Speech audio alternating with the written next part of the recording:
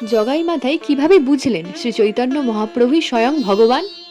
নমস্কার বন্ধুরা, আজ আমরা জানব এমন একটি ঘটনা যা শুধু জগাই মাদাইয়ের জীবনই বদলে দেয়নি, বরং হাজার হাজার মানুষকে বিশ্বাস করিয়েছিলেন যে শ্রী চৈতন্য মহাপ্রভু কোনো সাধারণ মানুষ নন, তিনি স্বয়ং শ্রীকৃষ্ণেরই অবতার। নদিয়ায় জগাই ও মাধাই নামে দুই ভাই থাকতেন। তারা ছিলেন অত্যন্ত দুর্ধর্ষ ও কুখ্যাত। সারাদিন মদ্যপান, মারামারি, অন্যায় এবং মানুষের ওপর অত্যাচার করাই ছিল তাদের স্বভাব। তাদের নাম শুনলেই মানুষ ভয়ে পথ বদলে দিতেন।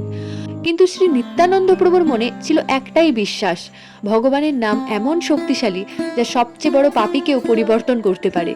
তাই একদিন তিনি হরিদাস ঠাকুরকে সঙ্গে নিয়ে জগাই মাধাইয়ের কাছে গেলেন এবং অত্যন্ত স্নেহের সঙ্গে বললেন, একবার শুধু হরিনাম গ্রহণ করুন, একবার কৃষ্ণ বলুন, আপনার জীবন অবশ্যই বদলে যাবে।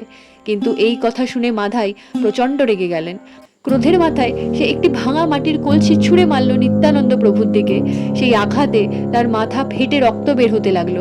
তবুও আশ্চর্যের বিষয়, তিনি একটুও রাগ করলেন না, বরং তাদের মঙ্গলই কামনা করতে লাগলেন। এই খবর শ্রী চৈতন্য মহাপ্রভুর কানে পৌঁছতেই তিনি দ্রুত সেখানে এসে উপস্থিত হন। নিত্যানন্দ প্রভুকে রক্তাক্ত অবস্থায় দেখে তিনি আর নিজেকে সংযত রাখতে পারলেন না।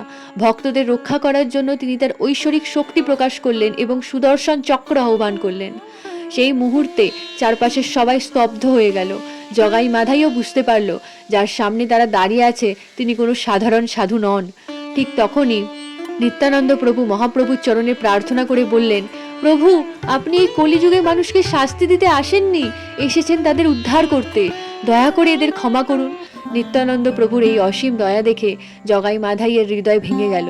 তারা মহাপ্রভুর চরণে লুটিয়ে পড়ে নিজেদের সব ভুল স্বীকার করলো এবং চোখের জলে ক্ষমা ভিক্ষা করলো।